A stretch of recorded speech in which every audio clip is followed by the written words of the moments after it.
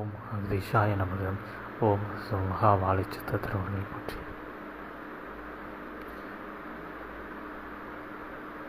இரு சப்த லோகங்களை எல்லாம் ஒரு நிலையாய் ஒரு தளத்திலிருந்து அவற்றில் நடக்கும் அனைத்து நிகழ்வுகளையும் நிர்ணயித்து அதனை நல் நித்திய நிலைதனில் அவையாவும் நல் சத்திய வழிக்கு செல்வதற்காக இயக்கி கொண்டிருக்கின்ற சக்தி சொரூப நாயகனாய் வந்திருக்கின்ற வாழை சித்தனை உம்மை வாழ்த்த சக்தியாய் யாம் ஓசை கொடுத்த நாயகி என்று அழைக்கப்படுகின்ற தேவியாய் சப்தபுரி என்று வழங்கப்படும் ஓர் தலம் இருந்தது. அத்தலத்தில் சப்தபுரி ஈஸ்வரனோடு அமர்ந்திருக்கின்ற தேவியாம் வந்திருக்கின்றோம். அத்தலம் தற்காலத்தில் திருக்கோலக்கா என வழங்கப்பட்டு கொண்டிருக்கின்றது. அத்தலத்தில் அமர்ந்திருக்கின்ற உயர் நற்கணங்களோடு இணைநல் ஆசியாய் அதிகாலை வாழ்த்து நிலைகளை உமக்கு வழங்க வந்தமர்ந்திருக்கின்றோம். சித்தனே, காலத்தினால் ஒவ்வொருவருக்கும் கற்பிக்கப்படும் பாடங்களிலிருந்து கற்றுக்கொண்டு ஒவ்வொருவரும் உயர்கின்ற நிலை அது உன்னதமாக இக்கலியுகமதில் நிகழ்ந்து கொண்டிருக்கும். அது எக்காலத்திலும் நிகழ்ந்து கொண்டிருக்கின்ற நிகழ்வாகவே இருக்கின்ற அந்நிலை எதுவென்பதை உணர்ந்து கொண்டு தாம் ஒவ்வொரு முறையும் செய்கின்ற நிலைதனில் ஒவ்வொரு காலகட்டங்களிலும் தாம் எடுக்கின்ற முடிவுகளும் தாம் எடுக்கின்ற ஒவ்வொரு செயல்பாட்டு செயல்களினால் வருகின்ற ஒவ்வொரு பலன் நிலைகளிலிருந்து கற்றுக்கொண்டு அது நற்பலன்களாக வரலாம் அல்லது தீய பலன்களை கொடுப்பதாக வரலாம். இருந்த பொழுதும் அவற்றிலிருந்து கற்றுக்கொண்டு மீண்டும் அது நற்பலன்களை தருமாயின் அந்நற்பலன்களை எத்தனை அளவோடு பயன்படுத்தி கொள்ள வேண்டும், தீ பலன்கள் தளமாயின் அத்தீ பலன்கள் தருவதை எவ்வாறு விட வேண்டும் என்ற நிலையை எல்லாம் உணர்ந்து அந்நிலையின் மூலமாக வாழ்வை உயர்த்தி கொண்டு ஆன்மாவின் உயர் ஒளிதனை பெருக்கி கொண்டு நல் உயர் உன்னத ஆன்மாக்களாக இருக்கக்கூடிய தேவ சித்த கணங்களோடு தம்மை இணைத்து தாமும் பிறவி இல்லாத அவர்களைப் போல சிரஞ்சீவியாக மாறுகின்ற உயர்நோக்க பயணத்தில் யாவரும் செல்வதே ஒரு உன்னத நிலை. அதனை விட்டு மாய நிலைதனில் உழன்று நின்று மாய நிலை என்பதே அங்கு மாயம்தான், அதிலேதும் உண்மையில்லை.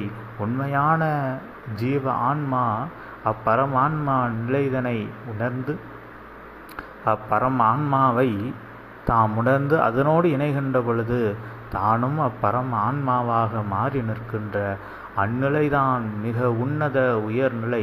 அந்நிலையில் இருக்கின்ற பொழுது நீங்கள் மாயையை படைக்கலாம், அம்மாயையை அழிக்கலாம், நீங்களே படைப்பு கர்த்தாவாக மாறி நிற்கலாம். ஆனால் அவை அனைத்திற்கும் முதலில் மாயையை விட்டு வெளிவர வேண்டும். அம்மாயையை விட்டு வெளிவருவதற்கு முதலில் மாயையால் உங்களுக்கு எவ்வித பாதிப்பும் வராதவாறு உங்களை நீங்கள் காத்து கொள்ள வேண்டும். அம்மாயையில் உழன்று கொண்டு அம்மாயையிலிருந்து தப்பிப்பது எவ்வாறு என்பதை ஒருபுறமாக யோசித்து கொண்டு அவ்வழியில் உணர்ந்து அவ்வழி நல்வழி எது என்பதை எல்லாம் கண்டறிந்து அம்மாயையில் இருப்போம். ஆனால் அம்மாயை எம்மை மாளச் செய்யாது, அது எம்மை அம்மாயையை ஆளச் செய்கின்ற நிலையாக மாற்றிக்கொள்ளும் என்ற நிலைதனில் ஒருவன் எவ்வாறு அம்மாயையை புரிந்து கொண்டு ஆள கற்றுக்கொள்கின்றானோ அவனே மாளா நிலைதனில் அம்மாளவனோடும் மருகனோடும் மகேஸ்வரனோடும் இன்று உயர் குணகணங்களாய் இருக்கக்கூடிய அனைத்து தேவ சித்த கணங்களோடு இணைந்து நிற்கின்ற பெரும் கணங்களாக அவர்கள் மாறியிருக்கலாம். அவை யாவற்றிற்கும் அவர்கள் மாயை என்பதை உணர்ந்து அம்மாயையிலிருந்து வெளிவர வேண்டும் என்ற நிலையே உயர்நிலை என்பதை எடுத்துரைக்க ஆற்றல் கொடுத்து அமர வைத்தவனே வாழ்த்துகின்றோம்.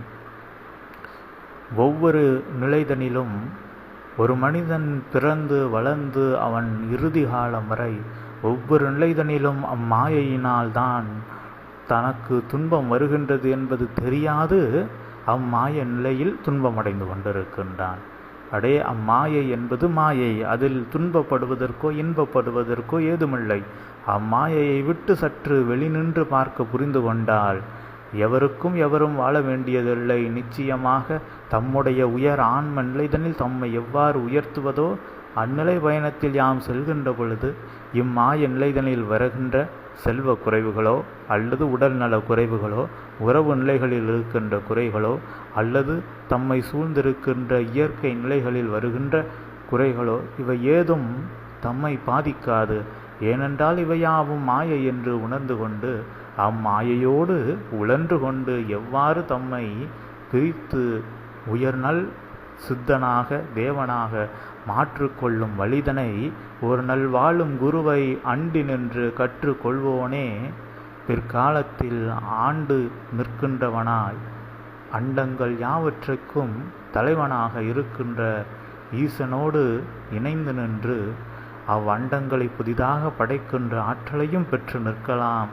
இவை யாவற்றிற்கும் மாயையை விட்டு வெளிவர வேண்டும் என்ற நிலைதனை சூட்சமமாய் எடுத்துரைக்க வைத்த சித்தனே, அதற்காக சூட்சம நூலையும் மண்ணுலகுதனில் வழங்கிய சித்தனே, அகமார அதிகாலை வேலைதனில் உங்காலம் கருதி யாம் வாழ்த்தி அமர்கின்றோம். உம்பணி சிறக்க உம்மோடு இணைந்தோறும் உம்மோடு உம்பணியை நல் சிறக்கச் செய்ய நல் வாழ்த்துக்களையும் ஆசிகளையும் வழங்கி அமர்கின்றோம்.